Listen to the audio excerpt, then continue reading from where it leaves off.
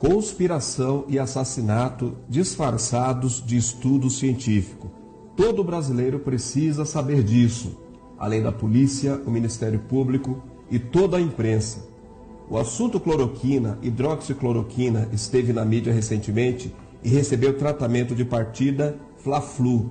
Algo me intrigava como médico e comecei a ler toda a literatura científica disponível. Mergulhei então na pesquisa do mecanismo da doença e no mecanismo de ação da cloroquina e hidroxicloroquina. E não é que havia muitas evidências científicas antigas e consagradas do uso da medicação para doenças virais? Mas algo me chamou a atenção. A insistência do Ministério da Saúde em desautorizar a droga. Pior ainda, foi quando começaram a fazer isso usando como referência o estudo fatídico do Amazonas. Vou lhes explicar o porquê. A primeira estranheza foi o Ministério da Saúde e a imprensa inteira começar a usar tal estudo como referência dos malefícios da cloroquina.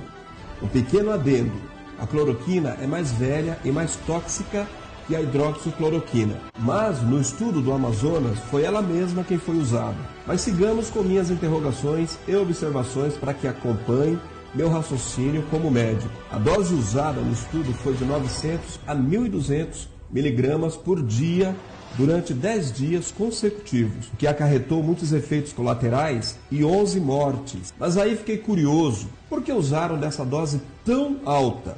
Como o CONEP autorizou um estudo como esse com dose tão alta? Aí começam as grandes surpresas e constatações. Me acompanhe. Deixe-me explicar aos leigos. Quando usamos a cloroquina, por exemplo, para a malária, mesmo nas formas graves, o protocolo é de 4 comprimidos de 150 mg, 600 mg no total, nos 3 primeiros dias, e depois baixamos as doses. Nunca usamos uma dose tão alta e nem sustentada. O tratamento dura, em geral, 14 dias, com doses que vão baixando de 300 mg a 150 mg nos próximos dias. Pois bem, fiquei intrigado com a loucura de um estudo com este desenho, autorizado pelo Conselho de Ética em Pesquisa, e li o artigo que fora publicado no dia 7 de abril deste ano. Mas no estudo havia um fato curioso. Qual não foi a minha surpresa ao constatar que o número do CONEP citado no estudo era inexistente? Dei print na tela. Pois bem, não fui eu quem percebeu isso, outros perceberam. E houve uma veiculação de reportagem no UOL, onde o médico afirmava que aquele estudo sequer tinha autorização para ser realizado. Qual não foi a minha surpresa ao perceber que mais gente tinha visto o que vi. Entretanto, comecei a ficar realmente intrigado quando soube quem havia entrado em contato com o UOL, como era citado na reportagem, e dizia que o número do CONEP existia sim, que aquilo era um engano. Pois bem, nada mais nada menos que a assessoria de comunicação do Ministério da Saúde, sob o comando de Henrique Mandetta. Mas algo me deixou mais perplexo ainda. O número do CONEP era da data posterior à publicação do estudo. Para quem não entende o que isso significa, vou explicar. Você nunca pode começar a fazer experiências com humanos sem uma autorização do CONEP. Onde já se viu o número de autorização do estudo com data posterior à sua publicação? Aí fiquei ainda mais perplexo. Seria possível? Já não podia crer na intencionalidade de atos tão vis. Queria acreditar que tudo não passava de um engano, de um estudo mal sucedido.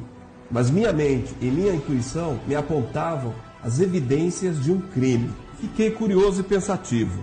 Se eu fosse o cientista do estudo, seria o primeiro a correr para me defender. Se eu fosse o CONEP, seria o primeiro a dizer: não houve autorização do órgão competente para esse assassinato, a não ser que...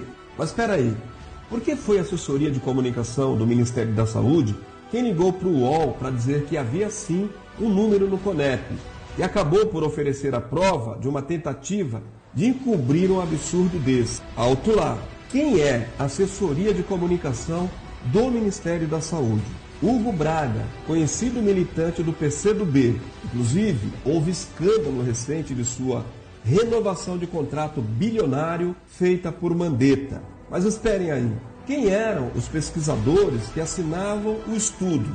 Marcos Vinícius Guimarães de Lacerda, médico e militante político da esquerda, ligado à Fiocruz. Os pesquisadores, idem.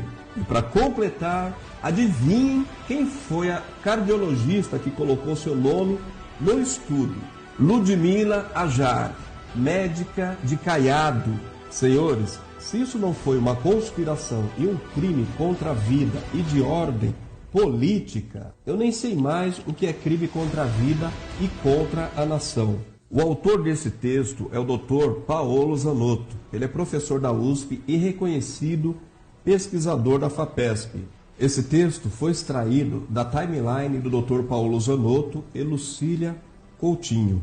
Baseado nesse texto, eu quero deixar aqui a minha pergunta. Quem é que vai responder pelas dezenas e centenas de mortes ocorridas aqui no nosso país? Esse texto precisa chegar ao maior número de pessoas, principalmente aqueles que perderam seus entes queridos, vítimas dessa conspiração e assassinato orquestrados pelo senhor Henrique Mandetta, enquanto esteve no comando do Ministério da Saúde.